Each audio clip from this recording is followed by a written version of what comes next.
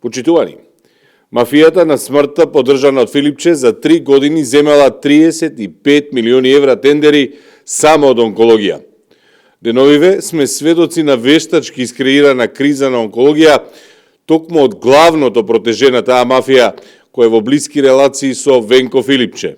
Имено, веледрогеријата Доктор Пановски е собственост на таткото на Ирина Пановска, која Венко Филипче ја постави за директорка на клиниката за хематологија од 2022 година, до сега земала неверојатни 35 милиони евра тендери само од клиниката за онкологија и радиотерапија.